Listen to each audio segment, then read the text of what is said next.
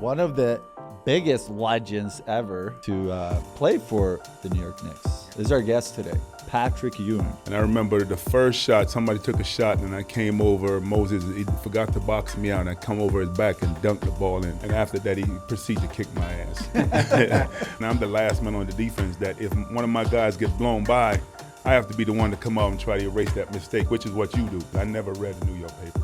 If you're listening to all the praises, that means you got to accept the doubters or the boos or whatever. I think it started with Pat Riley. You come to the hole, you're going to get put on your back. And I think, New York loves that. When I'm playing against Hakeem, when I'm playing against Shaq, make sure that you're prepared to dominate them because they're going to try and dominate you.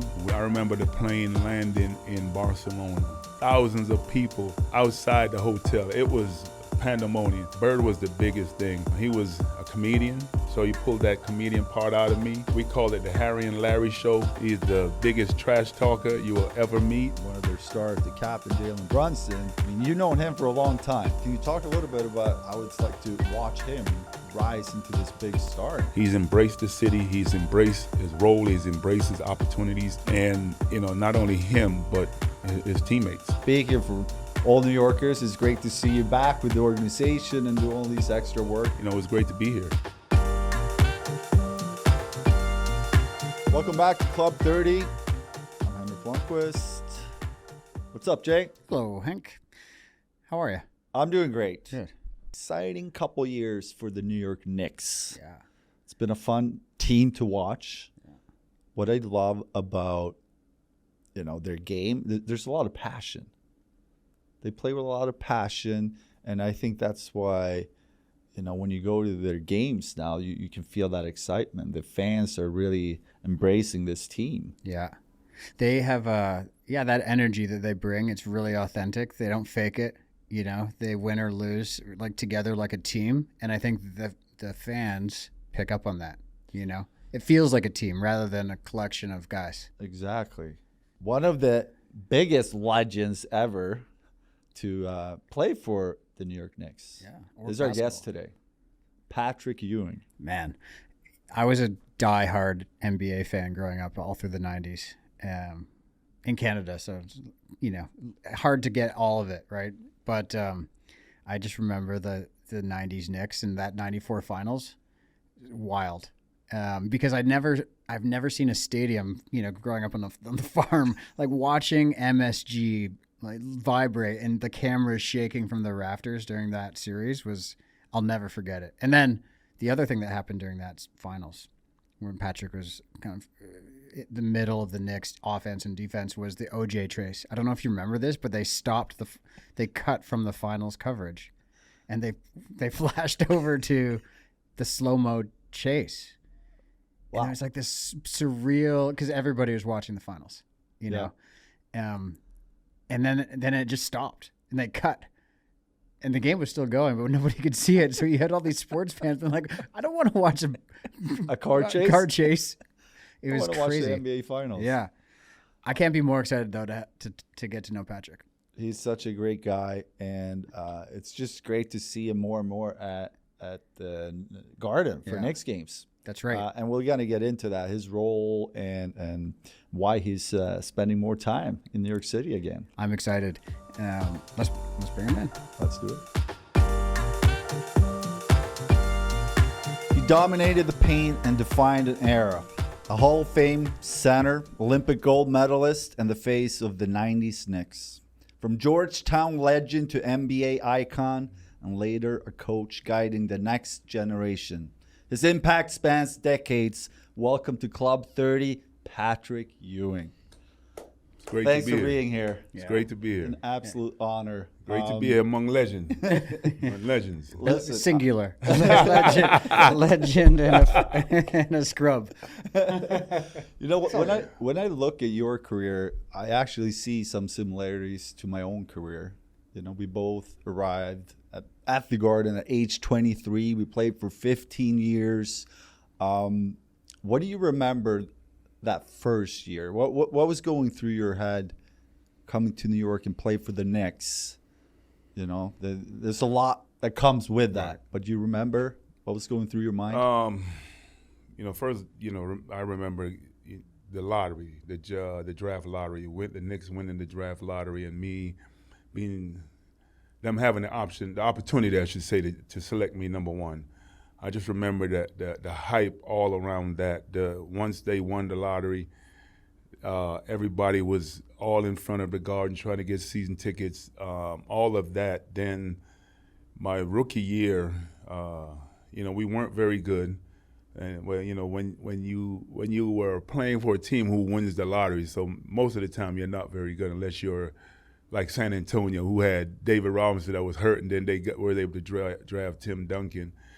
But it was an up and down year. We won 23 games that year.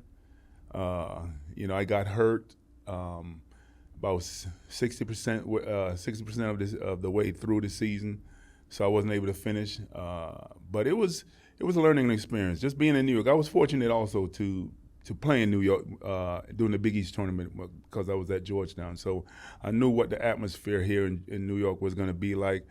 Also being that when you're dominant in high school and then you're dominant in college, so you're all the things that come along with that, the pressures and the expectations. So I think I was ready for it.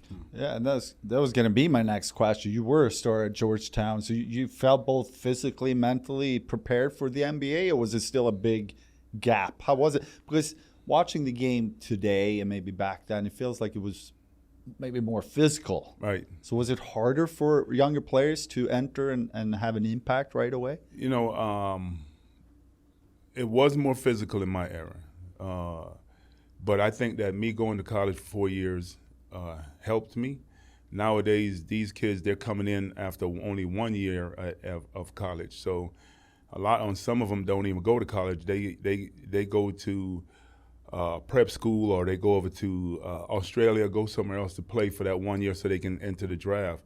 So I was blessed to have 4 great years of college at a place where I loved. In D.C., playing for a coach that I definitely admired. And then coming into the NBA, I was physically ready, emotionally ready, and, going against those guys that I looked up to growing up. I can remember my first game playing against Philadelphia, and Philadelphia 76ers was one of my favorite teams growing up, and going against the Dr. J and Moses Malone. And I remember the first shot, somebody took a shot, and I came over. Moses, he forgot to box me out, and I come over his back and dunked the ball in. And after that, he proceeded to kick my ass. But he took it personal. He took it personal. Yeah. But it was, it's all learning. I learned I was physically, I was always athletic, so I was athletic enough to keep up with those guys. Then, it's all about learning who you're playing against and just figuring out what you can do as a player or as an athlete to dominate. So the first year was a learning experience, and I thought my career took off when Rick Pitino became the coach here. That's in my 3rd year, and then after that, Pat Riley. And so pretty quickly, you became this face of the franchise, and with that comes expectations, pressure. You touched on it. You were a star at high school, college, but obviously being in New York City for the Knicks, that's another level. Right. How did you handle that, and did you enjoy having that role, being the guy? I didn't mind being the guy. In my era, early in my career, there wasn't any charters. So I'll be sleeping, we're on a flight going somewhere, and I'll fall asleep, and I wake up and I see a camera in my face. I'm like, come on, man. I'm trying to get some peace right now. Yeah. So that I had to get used to. Because at Georgetown, they pretty much kept everybody away from us. So I had to get used to the media always wanted access. They wanted access when I was in college, but we limited the access. Now in the NBA, it was and then playing also in New York, it was a lot more. There was a lot more people asking. And I had to get our PR department to buy into what I'm looking for, not just what they're looking for. So, we had some rough goings at times, but I think I was able to win out. But you say you had a camera on the team plane? Yeah, because there's no charters. It was no charters back then. Right. Not until Not until when Pat Riley became the coach. That's the only time that's when we started having charter flights. How long did it take for you to kind of assume the comfort or the role of the guy? Like, how did it? I don't know. I think you want to be the guy, right? Right. You want to. Everybody wants to be the guy. Embrace that, but as a goalie, you can't hide from it. You're either gonna be, maybe not the hero, but you're gonna play a big part in winning, or you're gonna play a big part in losing. Yeah. And you just have to embrace that. Obviously, do it in New York City. You just have to be very locked in what you're here to do, because if you start getting affected by the winds that. I think that your position is similar to my position in terms of you got to be you're the one who are, or you're the last man on the defense. You're the one that decides, or trying to decide, win or lose. I got to get this stop. So in my position, I still have to be able to get this out, and I'm the last man on the defense. That if one of my guys get blown by, I have to be the one to come out and try to erase that mistake, which is what you do. Mm-hmm. But the only difference is I get to go down on offense. So whatever they're doing on offense, I get to try to dominate them on whatever they're doing on their offensive and our defensive. I have to go down and now try to get it, try to dominate them on offense. So I think that's the only difference. But you are the hero because you got to stop. You got to make all those stops. Yeah. Patrick, you mentioned Dr. J and Moses. What kind of respect, or maybe lack of, did they give you in your rookie season coming into the league? Was there a lot of obviously they knew who you were, your number one pick? I think they gave me respect. Dr. J, I was able to meet him when I was visiting Villanova. They brought me to the Spectrum, I think it was back then, and I got to meet him, talk to him. He was very. That's one thing about Dr. J that I loved. He was very humbling. He was a great player, but he was also a great man, and he tried to lead. He talked to me about what it takes to be a great player, or being a player in a big bowl, a big spotlight. But then once the game started, it was all about, and me being drafted, it was all about them trying to kick my butt, and me trying to kick his butt.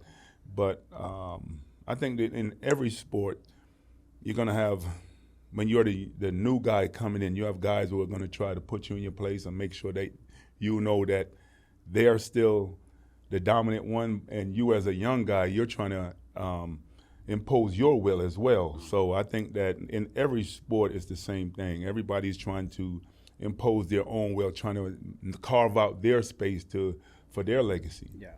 Yeah. Was there a point we touched on the pressure that you deal with in the city? Was there a moment you can think of, you remember, as like, wow, I can really feel the pressure on my shoulders from the city and all the fans? I surrounded myself with great people. Starting from my high school coach, my grade school coach, my mom, my dad, Coach Thompson. And one of the things that I used to do is I never read the New York papers. I never read the New York papers because if you're listening to all the praises, that means you got to accept the doubters or the boos or whatever. So I never read it. I read it USA Today because that's a national paper, and I concentrated on blocking out all the noise. New York, you have a lot of noise, a lot of people, there's a lot of Monday morning quarterbacks.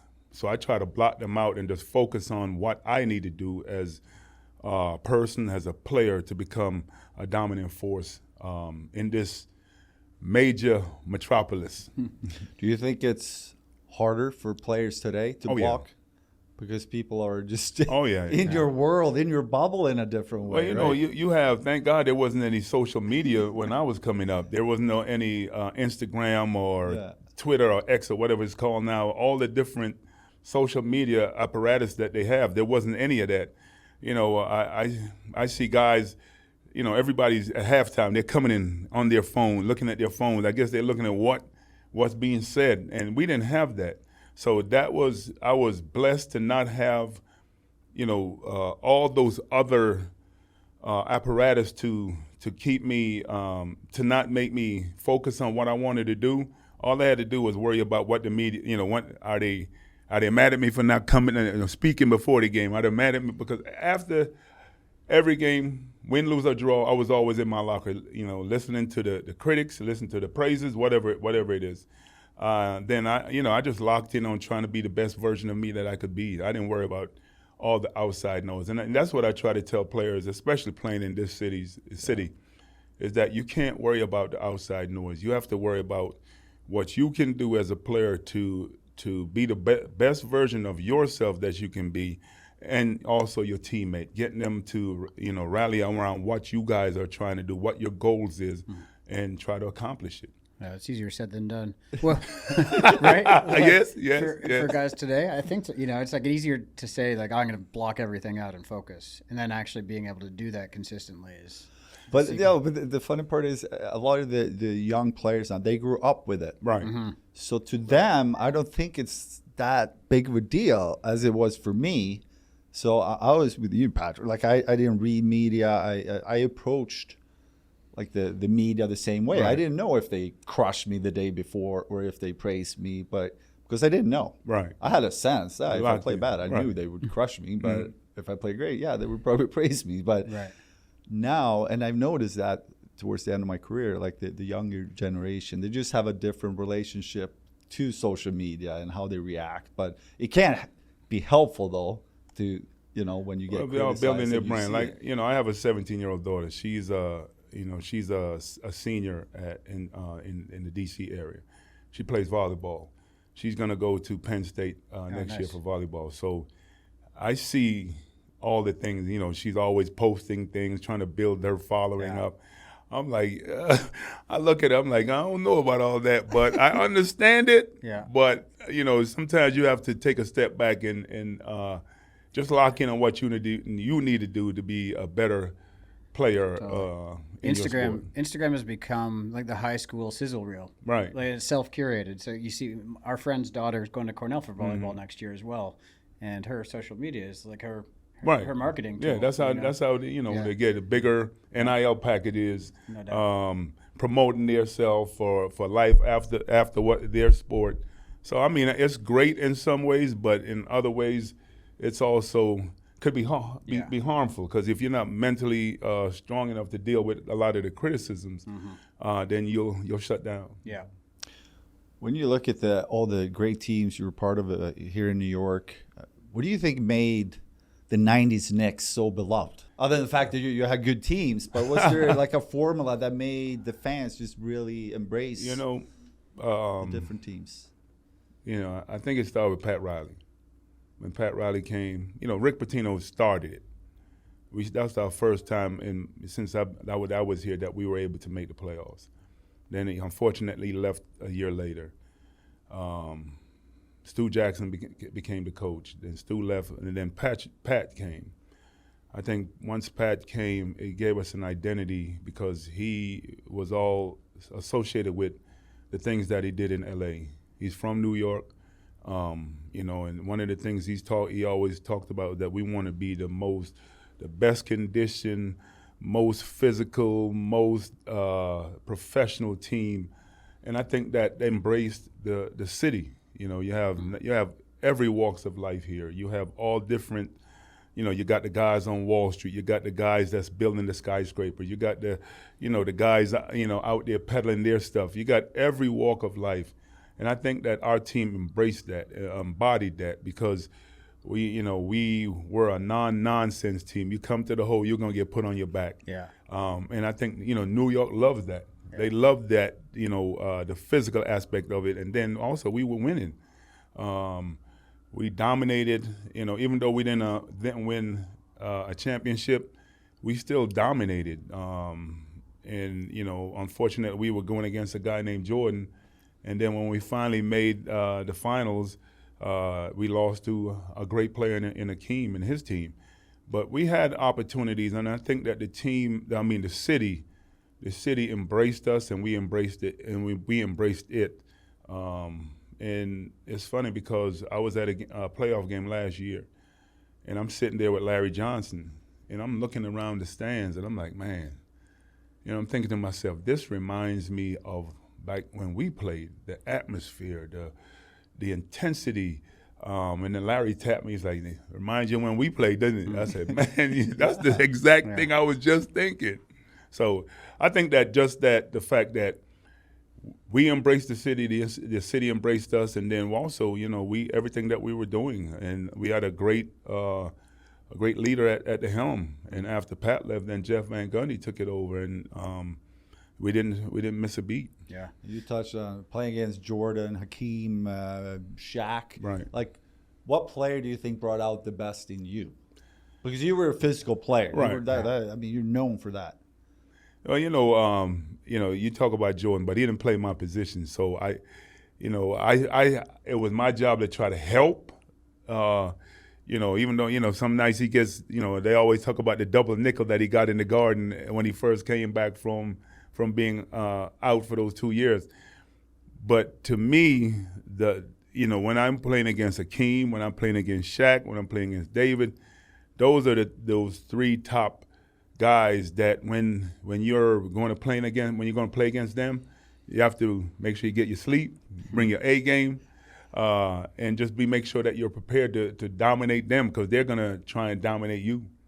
Yeah, you mentioned Larry. What about teammates? Who's the most underrated guy you played with? I mean, Larry's not underrated, but right. Larry definitely wasn't underrated, but I think John Starks. Yeah. From where he came from.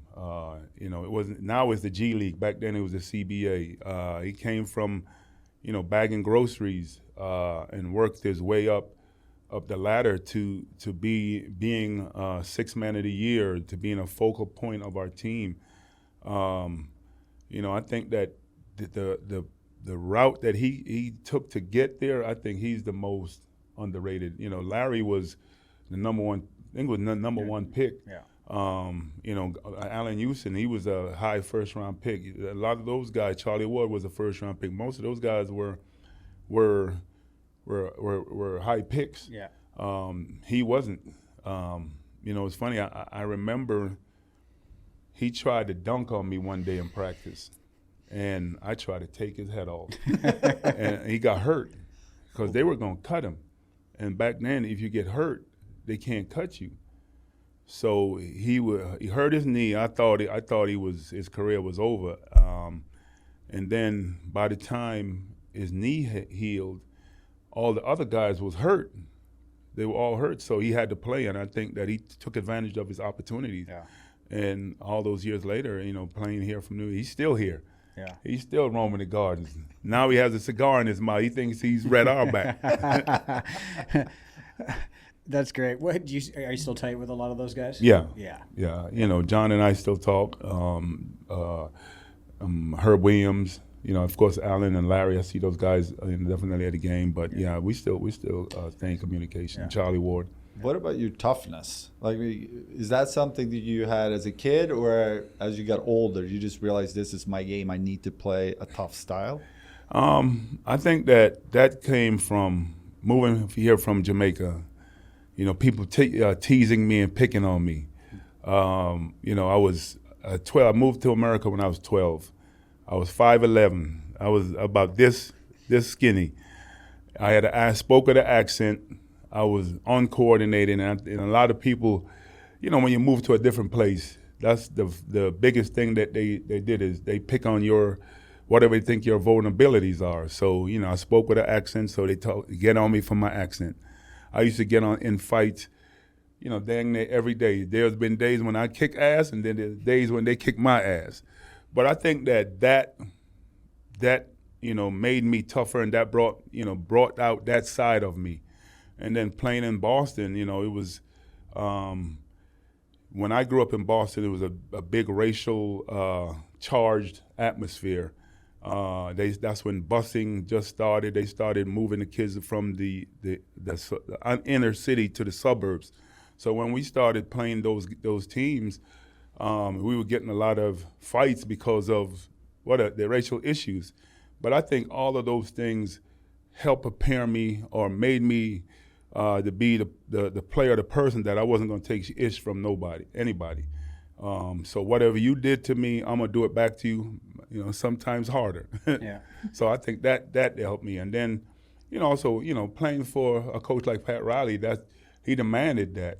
When was the first time you touched a basketball?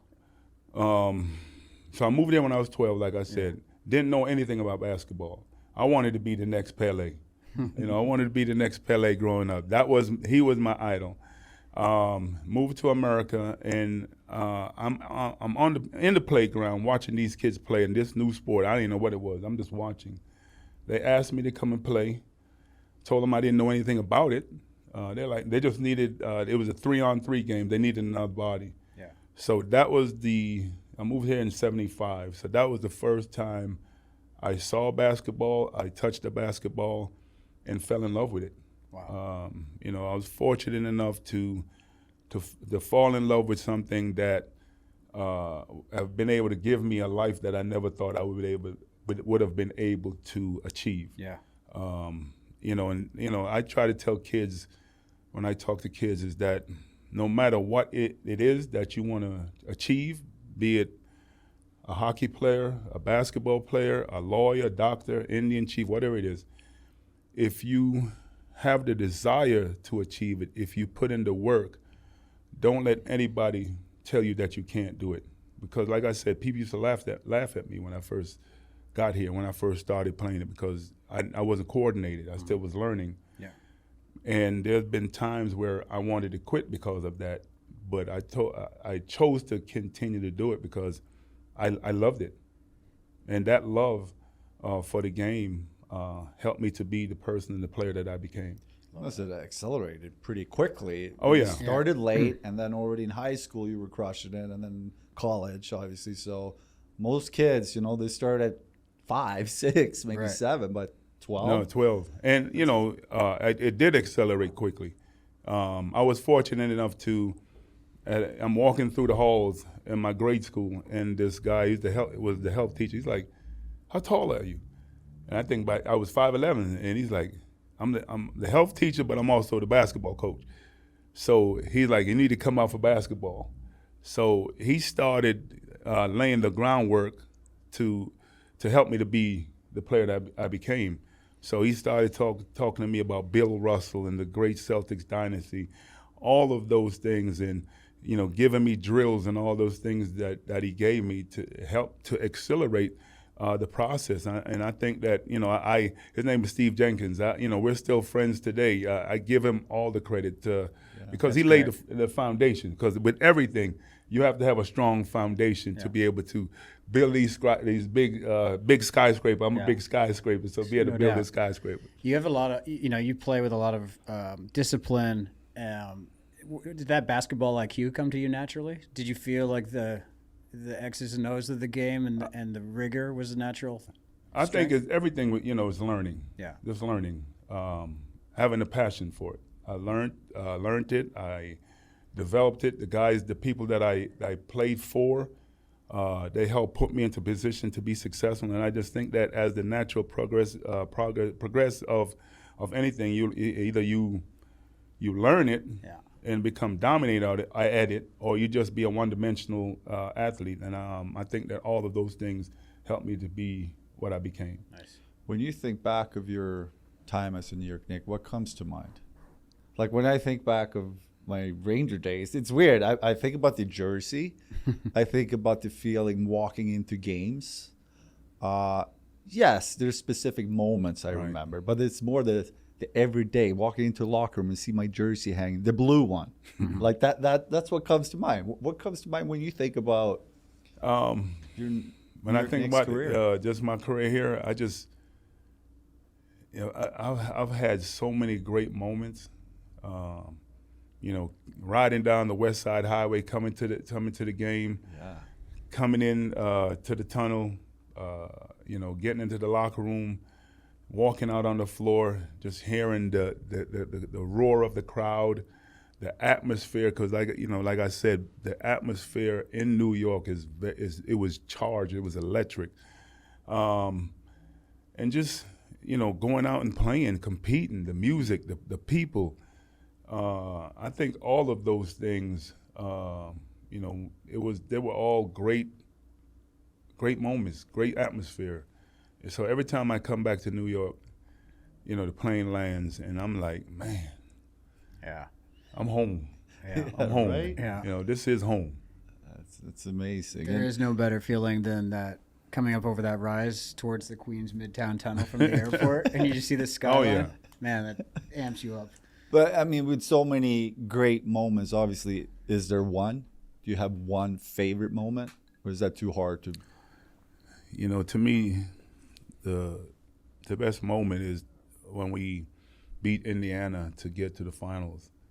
Like I said before, in high school, I won 3 state championships in high school. We won in grade school, won 3 championships in high school. College, we won. I got to the final game 3 out of my 4 years. It's incredible. Won one of them. Yeah. So, growing up in Boston, Bill Russell had 11 rings. So I'm thinking, it's going to be the progression of it. I'm going to get to the NBA and I'm going to win titles.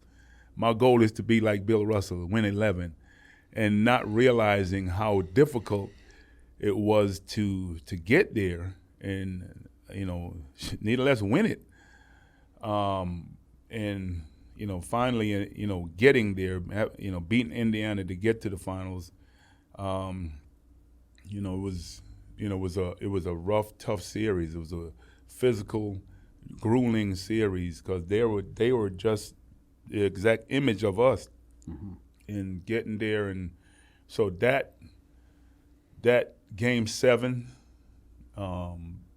brings fond memory to me because I think there's a game in the locker room or in their player area in the locker room of me, with my arms, held high. I'm like, that I can still taste that moment. I can still feel that moment. I'm like, we finally have gotten there, and now it's on to the next step. And came pretty close to pulling it off, but unfortunately, that guy Hakeem Olajuwon he had a great series. Yeah. Speaking of moments, you were part of the original Dream Team. Right.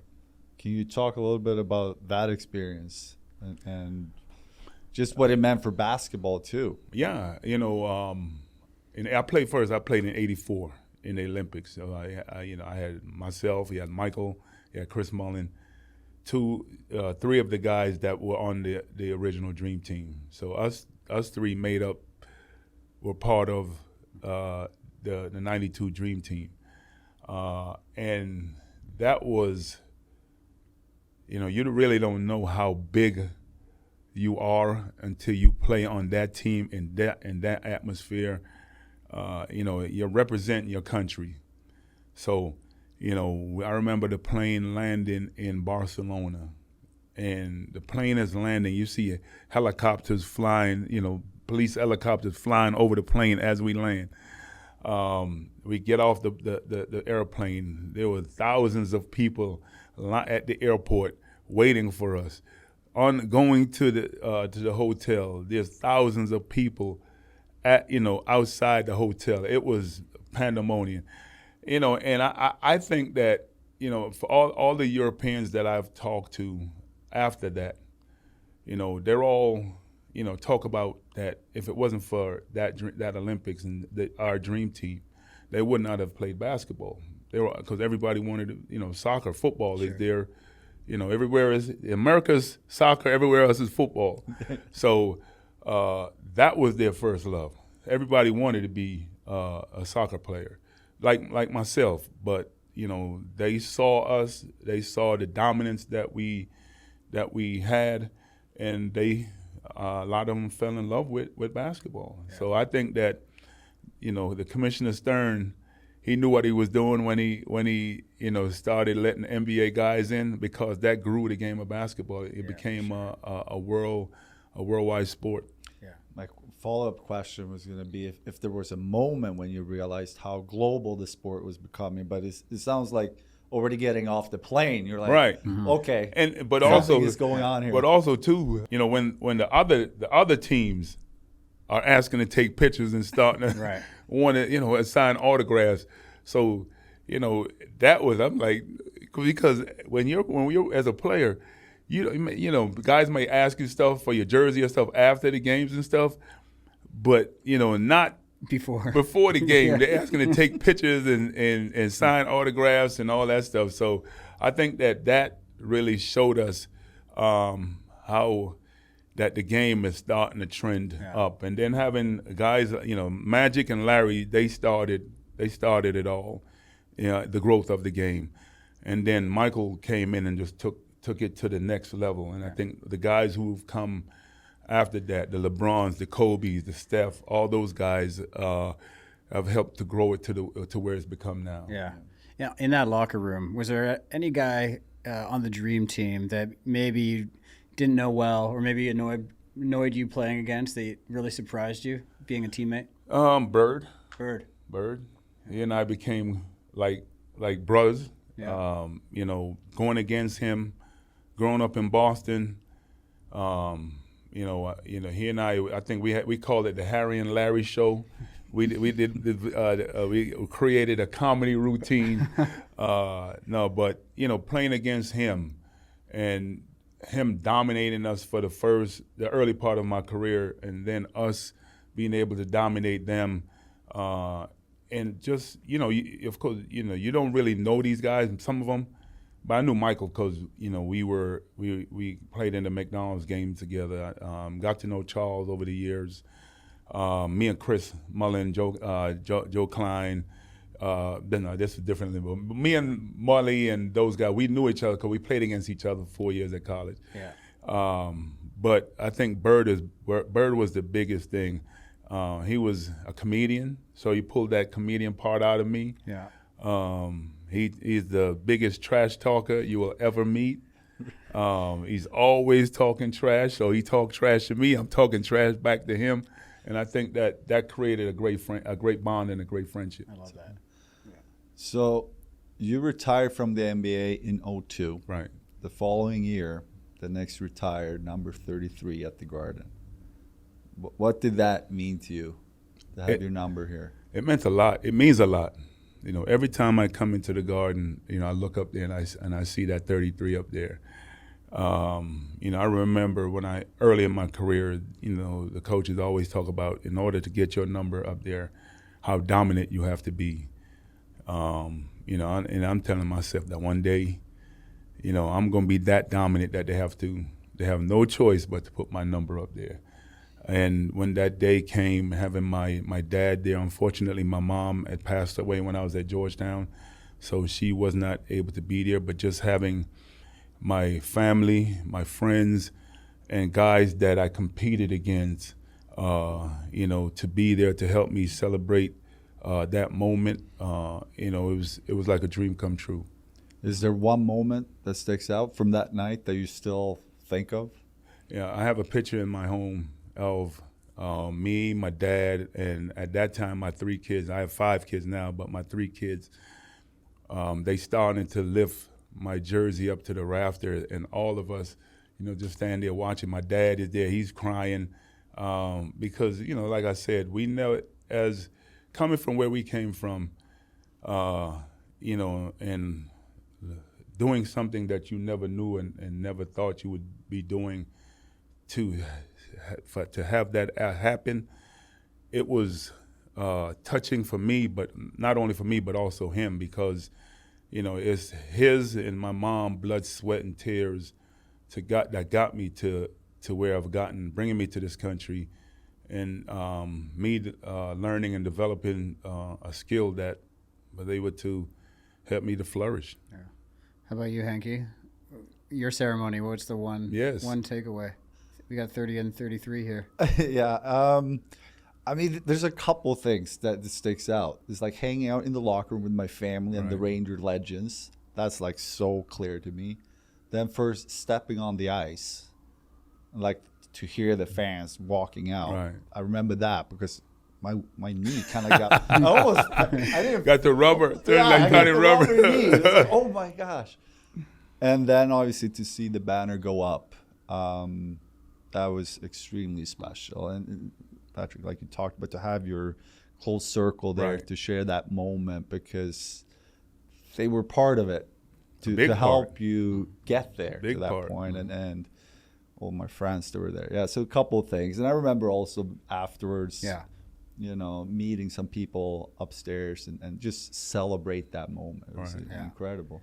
Surreal. But I sat next to you at the Knicks game the other day, and you're so beloved at the Garden. What do you feel walking into the Garden today? Like, is there memories? Is there happiness? What do you feel? It's funny. My time here, a lot of times, was a love-hate relationship with the fans, the media, and then all these years after, coming back here and hearing, the people that you meet, man, we love you, we miss you. I think that, and even the generation who have never seen me play, they may have seen, tapes or clips of me, or hearing their parents talk about what we try to accomplish. I think that all of those things makes me feel proud. I feel touched that I'm still beloved. I'm still, one of their icons and one of their greats, and then they show it from. I don't care where you go in this world, you're always gonna run into a New Yorker. Yes. Always, Yes. you're always gonna run into Worldwide. worldwide. Yes. You're gonna always run into a New Yorker, and good, bad, or indifferent, they're gonna let you know what they think about you. They're gonna let you know what they thinking about. Yeah. They think about you. But I think that they have showed that they respected what I the person that I am and what I tried to accomplish here. Yeah.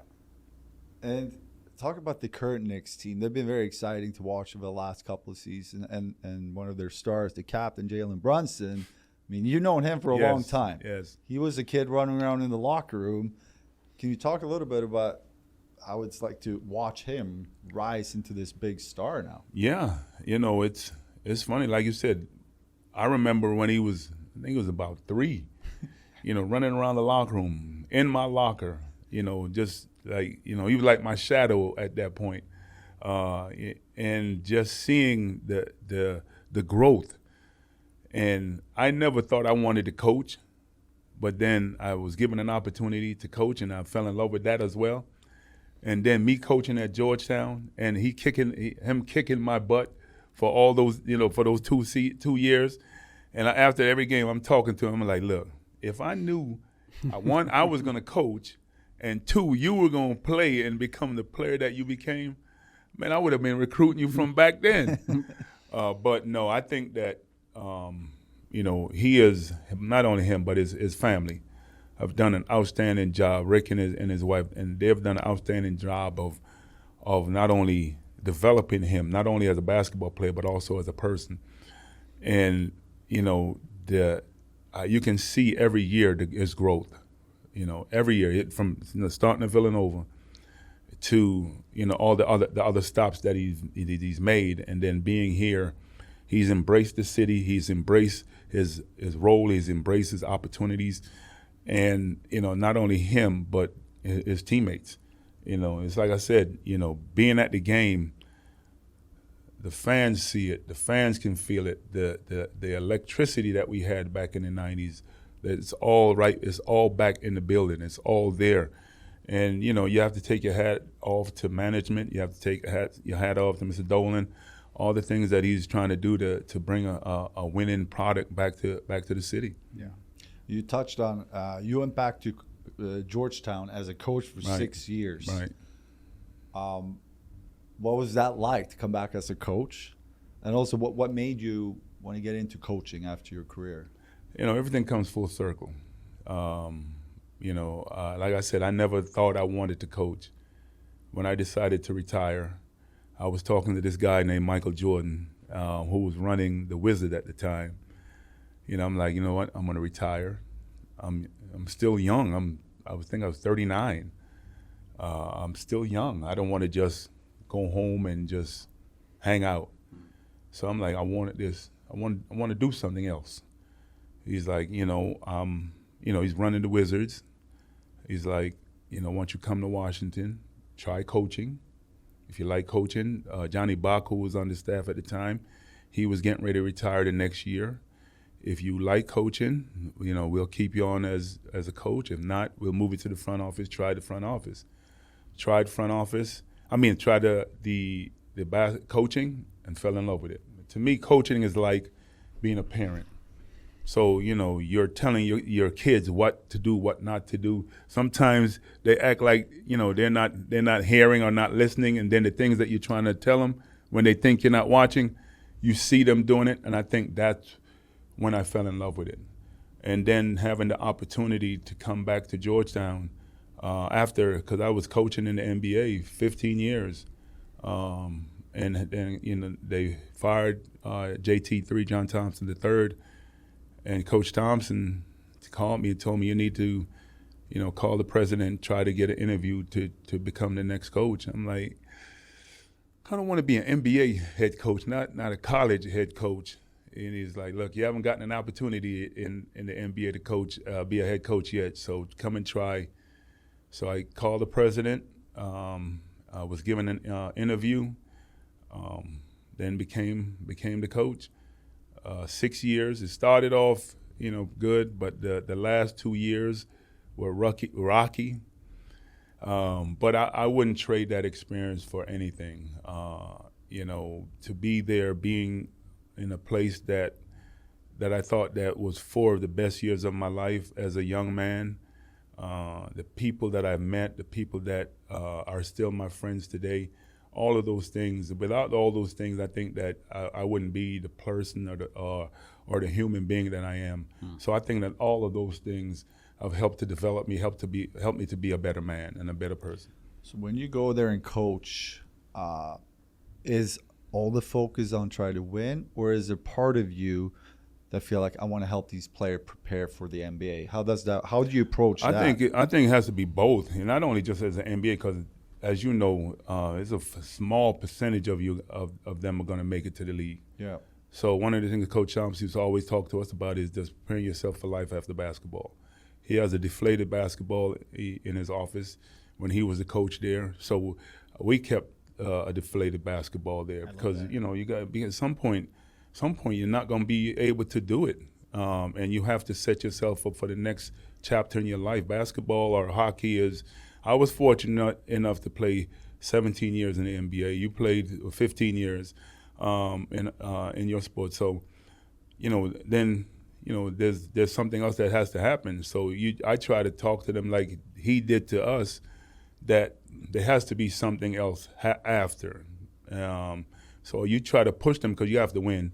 Try to push them to be the best team that you can be, but also talking to them about life after that sport. Some people are fortunate enough to play in the next level and play a long time. Some people make it for 1 or 2 years. Some people, their career ends after college. So, and then you still have a lot of life that you have to live. So making sure that you're talking to them about those things and, not only them, but the people that they're around them, their parents and, like I said, everybody has that goal and has that dream.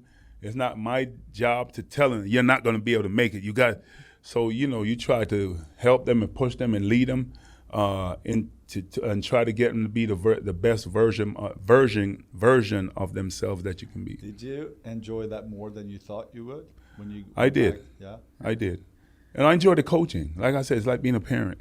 I'm fortunate enough to have 5 great kids.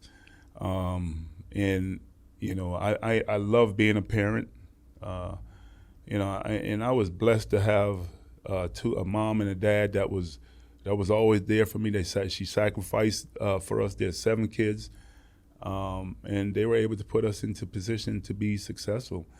One starting with bringing us to this country. So I try to do the same thing. You're obviously, I was just going to say, you're obviously kind of an established coach by the time you interviewed at Georgetown. Right. Do you remember that? Was that interview process different, though, going back to your alma mater? I don't think it was different because, it's funny because I knew the president from when I was a student. Yeah. He was already there. He was I think he was a grad student at Georgetown when I was there. He was working in the president's office at that time. So we had a great relationship. And I remember going through, talking to him, asking him, telling him I would love to have an opportunity to interview for the job. Then, interviewing for the job with the search committee that they had. And then, meeting with him again for a formal interview. It was like I felt like I was in a spy movie. I was working in Charlotte with the Charlotte Hornets. We flew into town to play the Wizards. Them picking me up at the hotel, and I'm in the back, and they're driving like I Spy. We go into the tunnel. Hard guy to hide. We go into the tunnel of one of the law firms in D.C. and me taking the back elevator to go meet with him, and it was about 10, 11 o'clock at night. And just meeting with him, and the next morning, I'm on the bus getting ready to go to practice with the team, and the AD calling me and him saying that, I guess you had a good night last night. I couldn't tell that I had the job because he had a great. I told him, I said, Jack DeJoy had a great poker face because I could not tell one way or another if I had the job, if I didn't have the job, so I didn't think I had it. And then I had to get off the bus and get ready for the press conference that I was going to be the next coach at Georgetown University. Started the interview talking about our similarities throughout our careers. Right. And now for a few years I've been working as ambassador at the Garden. Right. Last year you joined as a Knicks basketball ambassador. Right. So I guess our similarities Very- continue. Full circle. Yeah. But I don't know if I don't know if I'm ready to do a podcast though. well, here you are. You're part of it. Everybody has one. It's fun. Yeah. No, but what's the best part? Being part of the organization now that meant so much to you. Can you talk a little bit about the things you're doing for the Knicks? Yeah, my career ended at Georgetown, and I'm still trying to think I'm not ready to retire yet. And I'm like, do I want to coach? Still think I might want to coach at some point again. So I put a call into Worldwide West, and Leon Rose, and and then calling Mr. Dolan, and just talking to them about I would love to come on in some capacity with the team. I love the things that they're doing. I love the atmosphere that is associated with the team, and I would love to be a part of it. So talking to them, and Mr. Dolan giving me the opportunity to come on as an ambassador, as part of the front office, whichever way you wanna call it, and coming to the games, talking to the fans, doing this podcast, going on the road with them. Just doing a lot of different things. They had, a thing with all the high school coaches in the area. They had all of us come in and, do some question and answer sessions with them.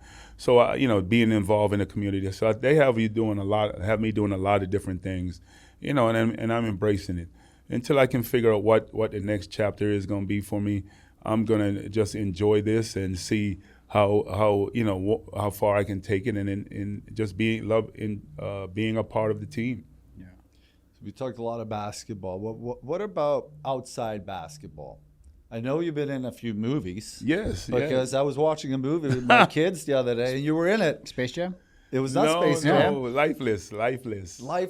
Yes. Yes. And no, I'm enjoying it. Yeah. So they called and asked me to be in this movie, and they were like, it's a Netflix special, Netflix movie, and and I'm like, I'm not doing what am I? I'm not doing anything. Why so say I said no? Yes. Yeah. So I said yes, and it's funny. I did it, and I get more calls now because of that movie, and it's not my first, but I get more calls now because there's a lot of people that were shocked to see me. So even people I hadn't talked to in like years, reaching out, man, I was watching this movie, and who I see. But no, that was a great experience, and it's a great movie. Yeah, it was a great movie. Yes. So how many movies have you been in? I've been in Space Jams. I've been in Mad About You or Funny. I've got there's been then TV shows, Webster. Have you always played yourself? Or have you had I've always played myself. always played Always yourself? played myself.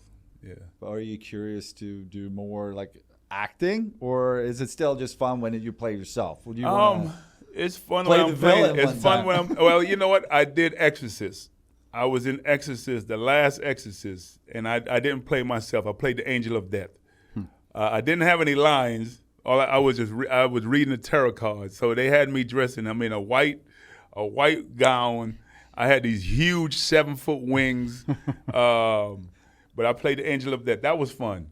The movie didn't do very well, but I had fun doing it. Yeah. So who knows what the future hold for us. So I'm keeping all doors open. If someone calls and say, we would love for you to do this, X, Y, and Z, I'm definitely going. Is that what kind of dictates for you moving forward? Like things that makes you happy, Yes. things that you enjoy to do. Yes. That's where you're trying to Right.